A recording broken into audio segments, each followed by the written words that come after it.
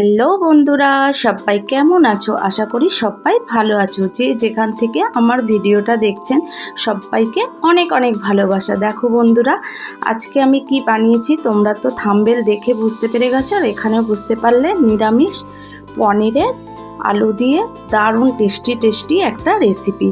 দেখো বন্ধুরা, আমি আজকে ভিডিওটা করতে ঠিক প্রস্তুত ছিলাম না, তারপরেও আমি বানিয়েছি। তাই আলুটা দেখো আগে থাকতে আমি ভেজে নিলাম, আর অবশ্যই আলুটাকে 90% ভেজে নিতে হবে, সিদ্ধ যেন ভাজাতেই হয়ে যায়। দেখো বন্ধুরা, এখানে আমি পনির নিয়েছি, আর 500-র মতো পনির আছে এটাতে। দেখো পনিরগুলো আমি ভালো করে আগে থেকে টুকরো টুকরো করে বড় বড় পিস করে কেটে রেখে দিয়েছিলাম।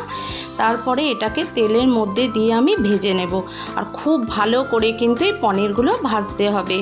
দেখো বন্ধুরা, আমি ভালো করে পনিরগুলোকে হালকা নেড়ে চেড়ে ভাজতে হবে, কারণ খুব নরম তোমরা তো জানো। তাই আমি সব পনিরগুলো দেখো আস্তে আস্তে কড়াইয়ের মধ্যে দিয়ে দিলাম।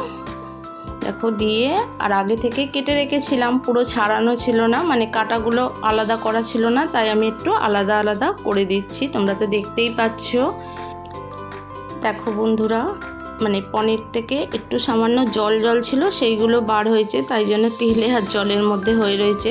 ভালো করে ভাজবো, অবশ্যই তেলটা ছেড়ে যাবে।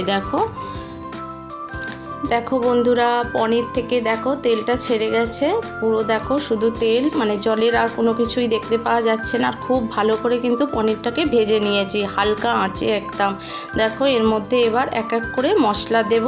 তার মধ্যে প্রথমে দেখো গোটা গরম মশলা দিলাম, এর মধ্যে দারুচিনি, লবঙ্গ আর এলাচ আছে, তোমরা তো দেখতে পাচ্ছ।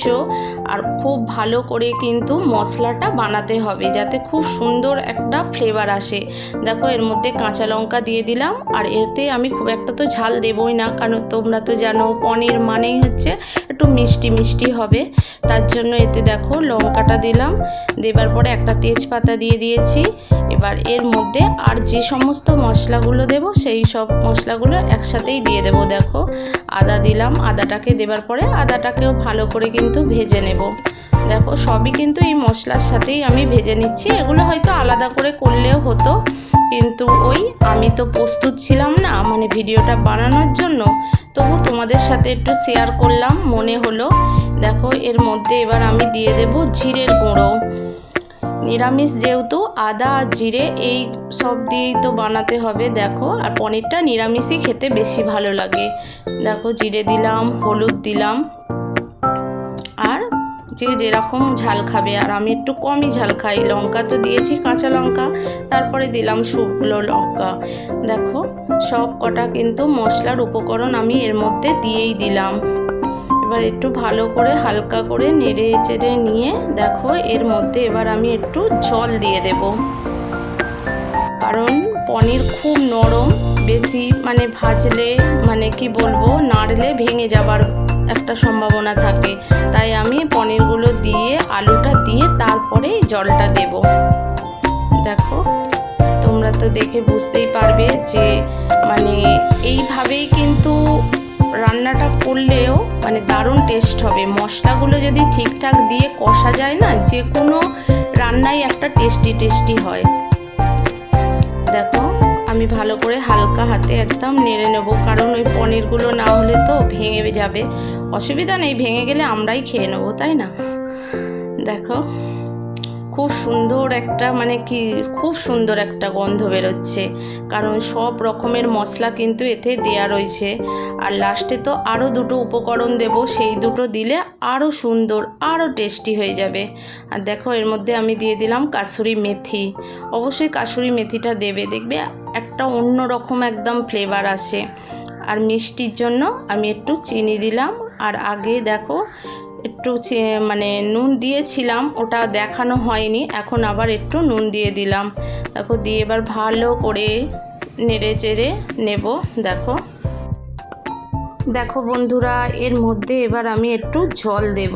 দেখো জলটা দিয়ে আবার ভালো করে এটাকে নেড়ে চেড়ে নেব, কারণ অল্প অল্প করেই কিন্তু এইভাবে জল দিয়ে কিন্তু কষতে হবে। পরে আমি বেশি করে জলটা দেব, এখন ভালো করে কষার জন্য অল্প অল্প করে জল দিয়ে এটাকে কষে নেব। দেখো ভালো করে হালকা হাতে এটাকে নাড়তে হবে। আর খুব সুন্দর একটা গন্ধ বার হচ্ছে।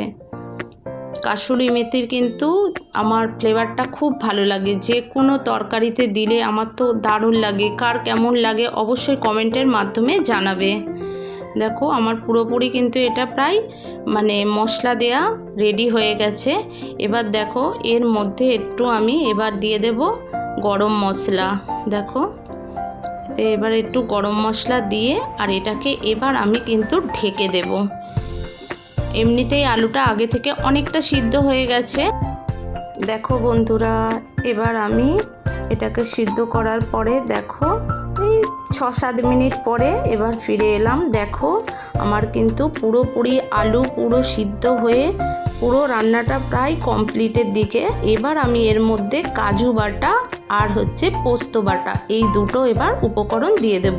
আর অবশ্যই এই দুটো উপকরণ একদম শেষের দিকে দেবে, সিদ্ধ হয়ে যাবার পরে। দেখো এই দুটো জিনিস দেবার পরে দেখো আরও সুন্দর কিন্তু কি বলবো, রঙটা তো দেখে বুঝতেই পারছো, আরও সুন্দর গন্ধ আর দেখতে খুব সুন্দর হয়েছে। তোমরা তো দেখেই বুঝতে পারছো। দেখো খুব একটা লোভনীয় কিন্তু খাবার, নিরামিষের মধ্যে অনেকেই পনির ভালোবাসে, মোটামুটি আমার ভালো লাগে। দেখো আমার কিন্তু রান্নাটা পুরো কমপ্লিট হয়ে গেছে। অবশ্যই বন্ধুরা একটা করে লাইক আর কমেন্ট করতে ভুলবে না। আর কে কোথা থেকে দেখছো একটু কমেন্টের মাধ্যমে জানাবে। আমার সমস্ত বন্ধুদের অনেক অনেক ভালোবাসা। প্রথম থেকে শেষ পর্যন্ত ভিডিওটা দেখার অনুরোধ রইল।